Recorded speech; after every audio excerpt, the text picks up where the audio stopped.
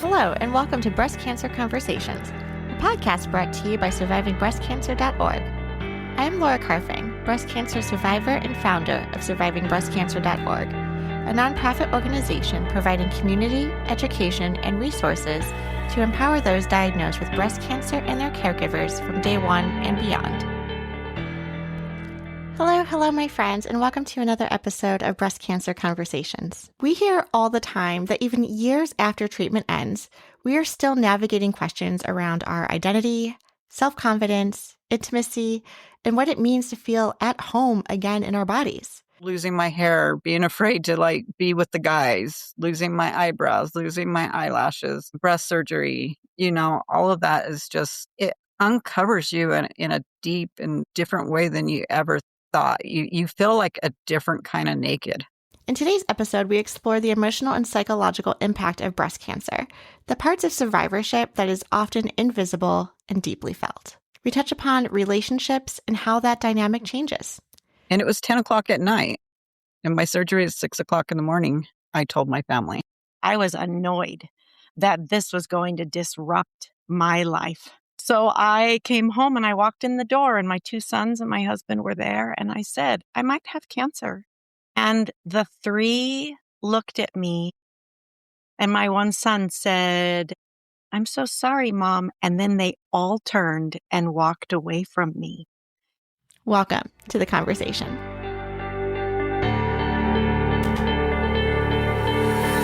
I'm Susan Smaellie. I am a certified holistic sexuality educator since 2023, and I just graduated last year with my master's in social work. The second career path came to me after I finished breast cancer treatments. It has been an overwhelming and exciting and satisfying pathway to create this second career for myself. I've been married for 35 years, and my husband and I raised 4 children who are all adults. And I'm called Salt Lake City, or just south of Salt Lake City, Utah, in a suburb of Sandy. So thank you, Laura. I'm happy to be here. I'm Anna Jensen, and I am a breast cancer thriver. I was diagnosed HER2 positive in the fall of 2014. 2 kids, 10 and 16 at the time. My situation is a little different. I didn't have education as far as what to expect when you're going through the C word. No family history.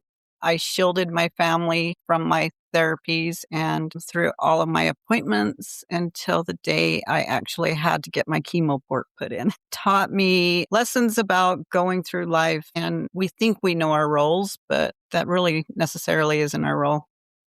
To be strong all the time, be able to be vulnerable. Thank you, Anna, for sharing that. We can definitely dive into a lot of these topics, being diagnosed with breast cancer, how that disrupts and upends our identity, our work, our career, family, relationships, and really gives us, for me, I'll speak for myself, this almost like a blank slate when you are ripped of everything that you thought was normal and in control of, to absolutely having to be at the mercy of the hospitals and appointments and managing it like your health is your full-time job. Going through something that we often talk about, which is around, femininity, identity, understanding yes, we want to get the cancer out. We want to immediately have surgery, but then what does that do to us longer term? I would say almost psychologically, when we have to understand that we are losing our breast, whether it's through a lumpectomy or a mastectomy. Some of us, again, depending on genetic counseling or other types of factors, may opt for hysterectomies or oophorectomies. And again, looking at all of the genres of, female identity and our organs and our body parts, and then to go through chemotherapy and lose our hair and eyebrows and eyelashes. There was a point I looked in the mirror and I was like, I don't recognize that person. I don't know who that person is anymore. It doesn't matter how many years out from our initial diagnosis we are. I still think there's some part of us that we're all still grieving that person that we were at that time. Susan, you mentioned that you were a holistic sexual health educator. What exactly does that mean? Can you explain? It means that we cannot talk about, I think holistic to me, simply means we cannot talk about the body without talking about the mind. And we cannot talk about the mind without talking about the body. And we do talk about these things like slices of a pie that are all very separate, like the domains of women's health, financial and spiritual and environmental and physical and reproductive, all of these all these pieces of the pie that seem to be very clear cut, and we take one out and we talk about it, right? The slice. But very early on I earned the women's health certificate along with my master's degree. And very early on, I realized this is not a pie. This is a web. This is a web in which you move one part and the whole web is affected. The whole web moves and they're interconnected. They're not isolated pieces.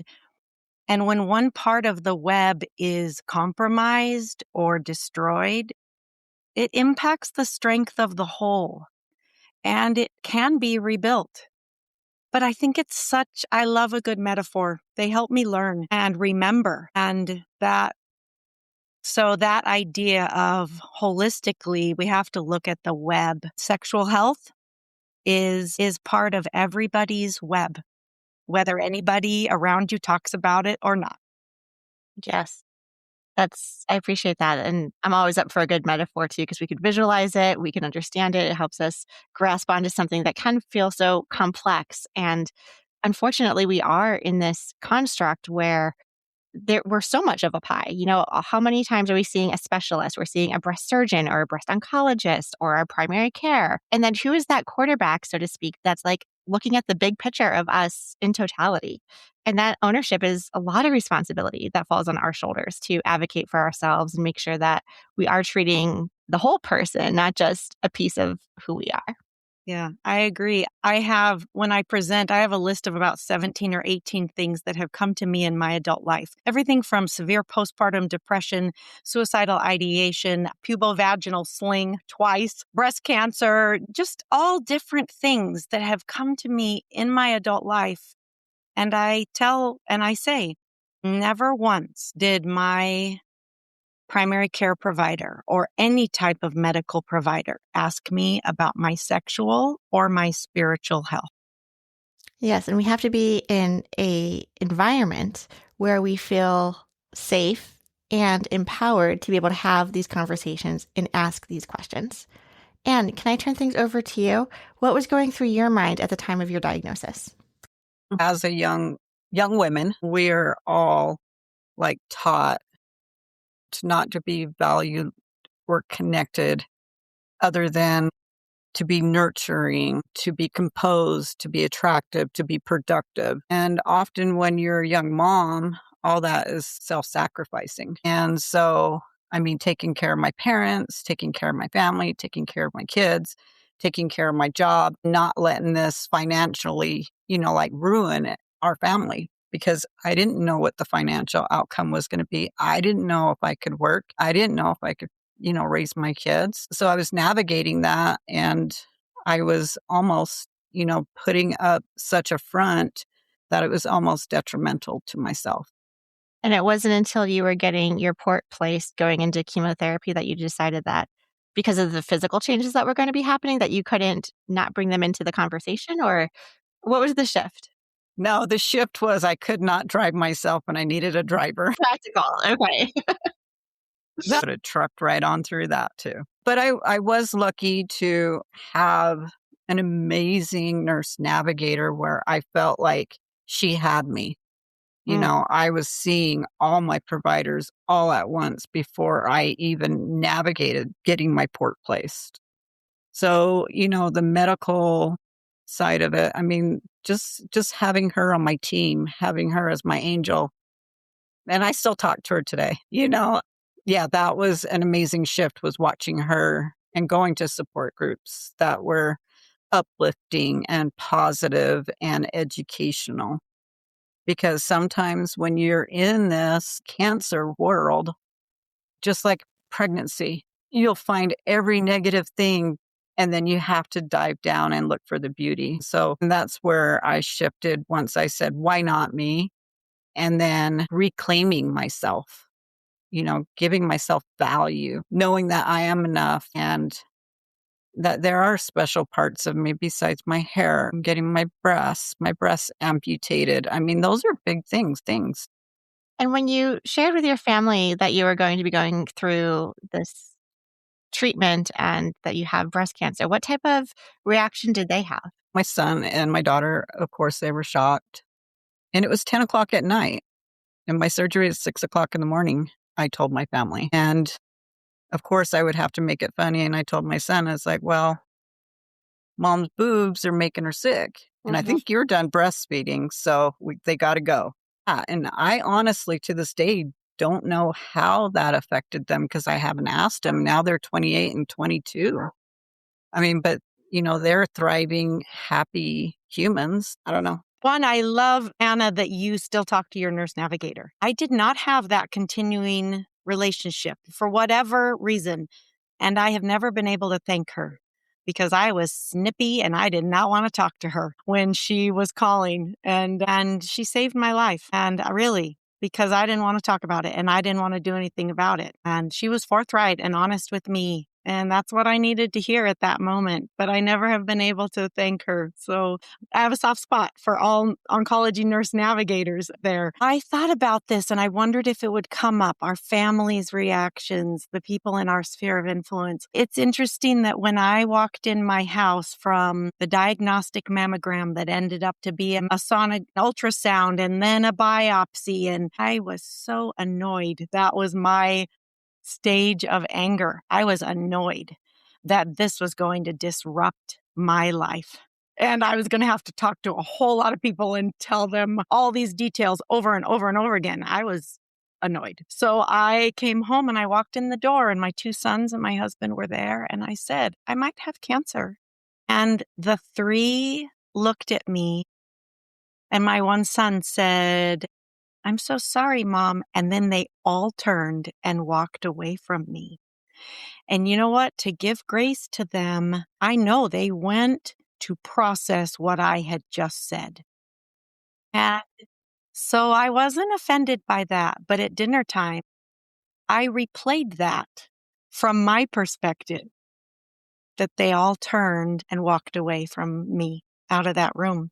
And I said, that cannot ever happen again. I need your attention. I need your love. I need your hugs, even when I am very unhuggable, unlovable. And they did that. Yeah. They did that. But yeah, I think you have to name what you need.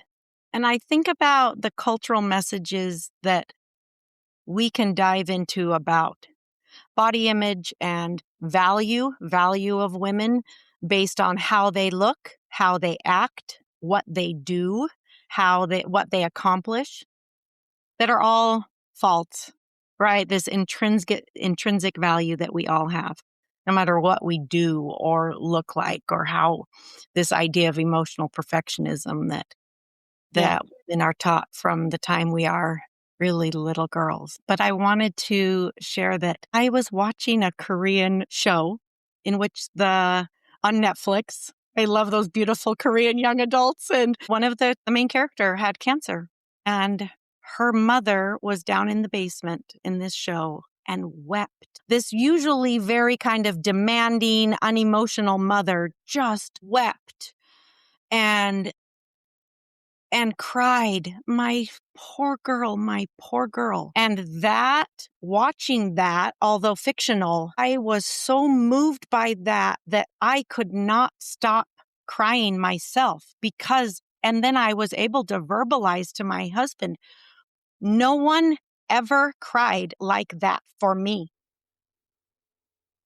And that realization. And he looked at me and said, you don't think that I did? You think that I didn't cry and I didn't pray? And he said, but I couldn't let you see it. And there's the cultural message that to give grace to so many partners. Somehow this idea that we are negatively impacted if they are vulnerable with us. And And I think it's opposite. I looked at him and said, I never knew. No, I wouldn't. I don't know that. If I don't see that, if I don't hear that, I don't know that.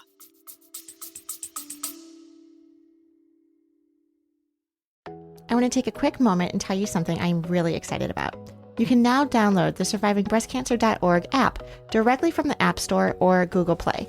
Just search for survivingbreastcancer.org. It is completely free to download, and inside you will have access to all of our support groups, educational programs and webinars, all of our blog content and articles, podcast episodes, and community features to connect with others who understand what you're going through. Everything in one place, because navigating breast cancer shouldn't require 15 open browser tabs. Download the app today.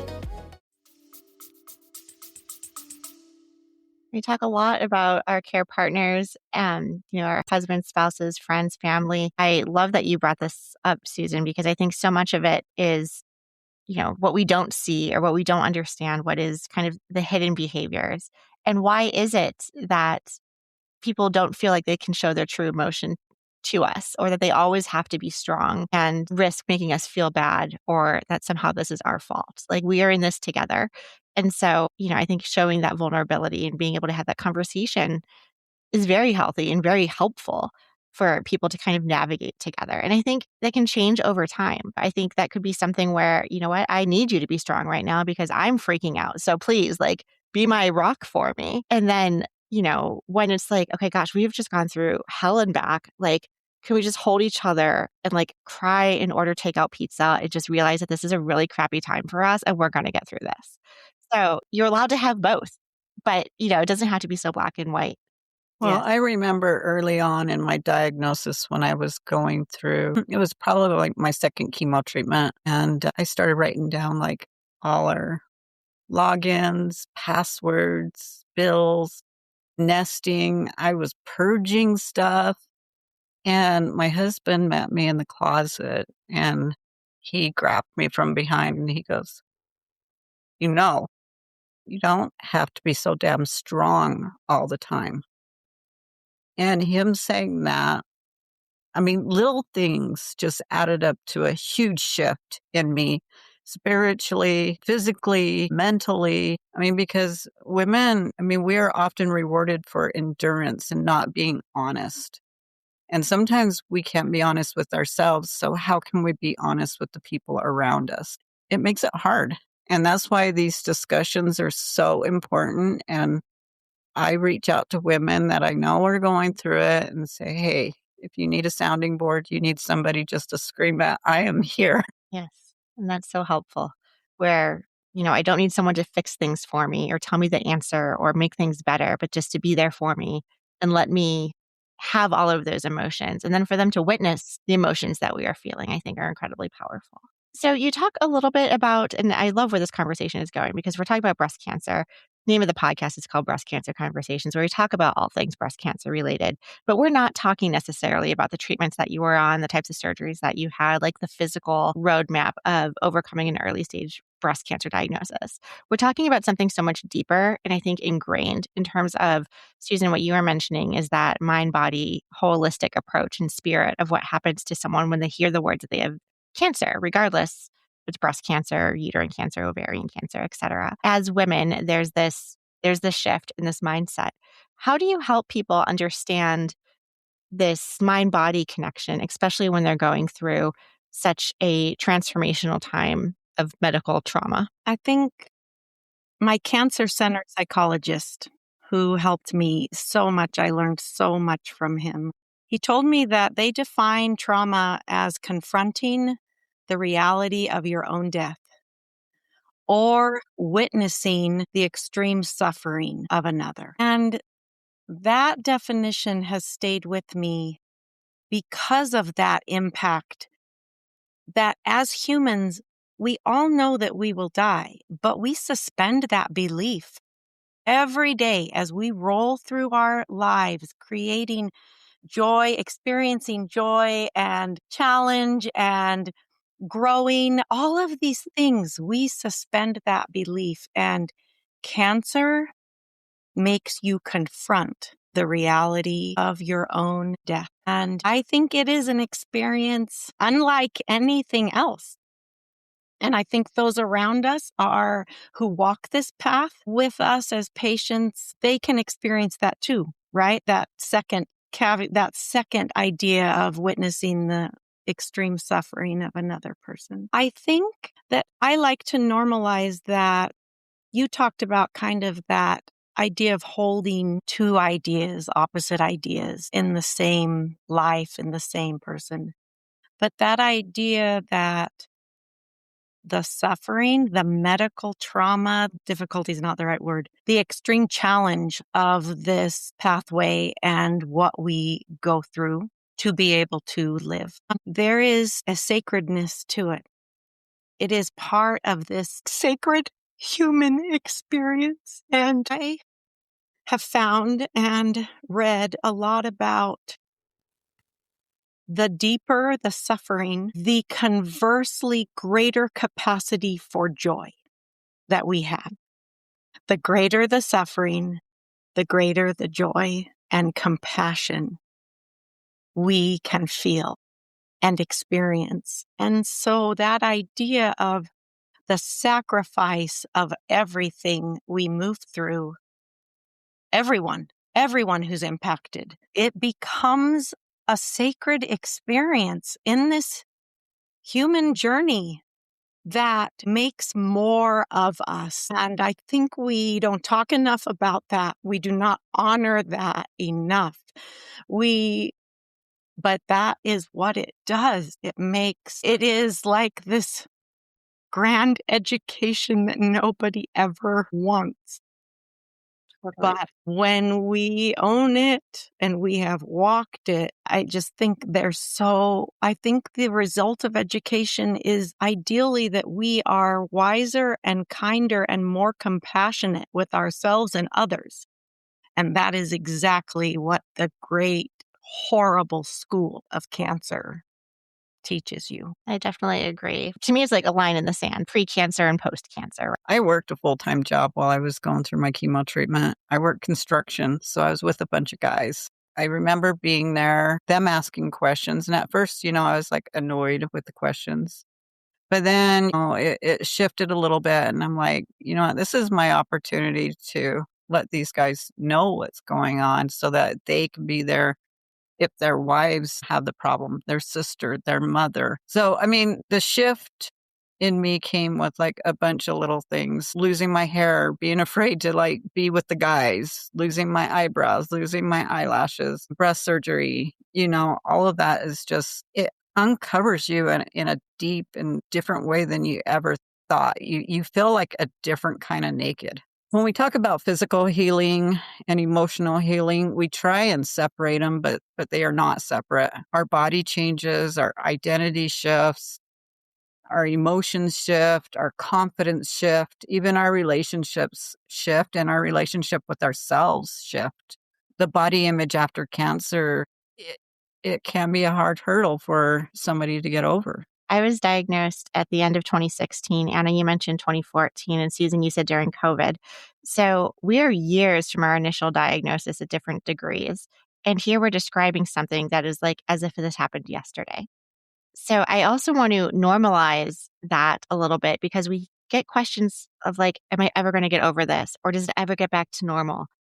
And I don't want to say like it doesn't. I don't want to be negative about that, but it's just different. So I would love for you to like reflect, how does breast cancer show up for you, if it does daily or monthly, or is it when you get out of the shower and you see your scars, or how is it like part of your day to day today? Susan, can I start with you? Yes. I heard someone say they described it as walking with cancer, right? We're better. And you're right. When you described your workplace, everybody wants you to be better. Are you better? Are you back? Because that is more comfortable. My script was when they would say, are you better? Do you feel better? I would say, I have my ups and downs. It's like being on a roller coaster. I can neither control nor get off. I build walls between the cancer experiences and my life right now. And I realized that I do this And I do not go over those walls and visit. Some things will come in the course of my day, or a friend has a diagnosis and I talk and it brings it back to me and it obliterates the wall in one moment, whatever it is. And I believe in unapologetic crying. It is my release valve. I think we all have to find that release valve. When we are a pressure cooker inside our heart and our torso and our mind, we all have to know, right? We have to know what releases that pressure for us so we can keep going, so we don't have to totally check out. So unapologetic crying, that when the wall is obliterated, I allow myself that wherever I am. I have cried in the pharmacy line at Costco, surrounded by people and so many other places because it's my release valve. It's part of processing the grief in that moment, the grief as a whole. But I also wanted to add that what I just described in that describing the sacred human experience of expansion, of suffering and compassion. I just arrived. This month, February, was my 6-year mark from diagnosis. And what I just shared, I just arrived at, like in the last 6 months. I have processed more after my 5-year mark. Processed more. I worked with a therapist to confront the impact that cancer had on my life in so many ways. When I was done with treatments and we were emerging from the pandemic, I went back to school. So I engaged in this big pathway that took all my energy and focus. And I think that was a form of, I felt called to that path, but I also think it was to some degree a wall that allowed me, I was moving on and what had happened was behind a wall. So just since after the 5-year mark, I've done a lot to process in retrospect, and it was difficult at first. But I thought this is the only way, right? I think it's Winston Churchill who said, when you are walking through hell, keep going because the only way out is through. So I did that because for 5 years, I really did process my cancer as something bad is going to happen. That is what remained with me for 5 years. And it manifests itself continually as a passenger in a car. Whenever it didn't happen when I was a driver in the car because I had control. But when I was a passenger in a car, I experienced great alarm and anxiety and saw my own death all the time in traffic. And that idea of something bad is going to happen was just kind of a cloak that I wore, like just a little, I don't know, like a little beanie on my brain. And I want to hear your experience too, but real quick, I'll just chime in and share. I recently wrote a blog article and we're talking about, this milestone of the 5-year mark. I'm approaching my 10-year mark. So fall of 2026 will be 10 years. And I have to say, I am freaking out. It is like, it doesn't matter how far away it was. I was on aromatase inhibitors and endocrine therapy for, they said initially 10 years, but treatments have changed. So I was able to stop that at year 8. So now I've been like 2 years without these drugs. I'm like trying to get my life back in order. And now I'm approaching 10 years and I'm like, it's going to come back. I can't stop not thinking about it coming back. That I'm like freaking out over absolutely everything. I'm going to the doctors like all the time for every little thing. And I wrote this blog of, when my doctors are telling me like, you're okay, there's nothing wrong with you. I can't believe it. I can't accept the truth because I have created, to use your terms, like I've created this wall for my own self-protection of I'm only going to imagine the worst. So when I hear the worst, I will be prepared for it. But now that there isn't the worst situation happening, I can't even accept the good news because I'm in denial that that's even positive. Like, test me more, scan me more, do another test. Like, let me get a second opinion. This can't be right. So it's very wild how this cancer has like taken this roller coaster and manifests its ways in all of these ways and behaviors that we're experiencing. So I just want to share and let my listeners know too everything that I'm going through as well. That it's like, yes, some days I don't even think about breast cancer. And then other days I'm like, oh my gosh, today's the day that I'm going to celebrate year 10. The night before my 10-year anniversary, like the shoe's going to drop. Right. And so I don't know why we feel this way when we put up these walls and these barriers, but I think talking about it with others, like I know I'm not alone. I know there's a whole school of people out there. Yeah. So the fear of reoccurrence is always going to be there. It's going to be nudging you, when you're awake, when you feel something that's normal, you're like, oh, I feel too good. This can't be right. So, I mean, as far as reoccurrence, it's always going to be my passenger. It's going to be it. I've always wanted just to close this chapter on cancer and just never look at it again. But now I'm okay with reoccurrence being my passenger because I'm not going to give it to the will to drive or to steer my destiny. I look at it as an acknowledgement of knowing myself and my body better, being in tune with myself, knowing what's okay, what's not okay, taking care of myself, being active, being exercising, always loving everything by the honor and being thankful for anything, any little thing. So, yeah, I'm just at the point to where my scars are almost not noticeable, but that doesn't take away the cancer. My body didn't betray me. It fought for me. And that shift in perspective just kind of changed everything for me. So when I look at my scars, now they are not something to hide. They're just like documentation of my survival, of my thriving, being strong, being the queen I am today. You guys met through Image Reborn. Tell me a little bit about the organization, what it is, and how you guys got involved. So I had my first retreat August of 2016, and it was life-changing for me. I learned how to be vulnerable, how to open up, which I was always like super closed, kept everything hidden inside me. I've gained 6 pink sisters that I still talk to this day, and we vacation once a year. After my retreat, I was like, Allie was still kind of new and getting her feet in the grounds. And I'm like, I want to help, whatever I can do. So I did vision boards, jewelry, just whatever I could do with the women to make the retreat something memorable for them. But Image Reborn gave me something that I did not know that I needed. And that was the community, the voice, my pink sisters. I mean, I had all brothers, so I didn't have any sisters. And now I do. I have all brothers, And so I'm with you. I have a tribe that is beautiful and sad at the same time because we lose our sisters.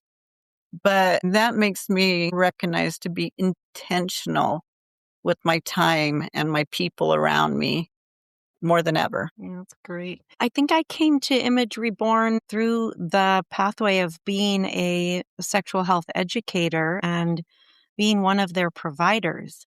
But then I learned about what they do, offering free retreats for women all over the country.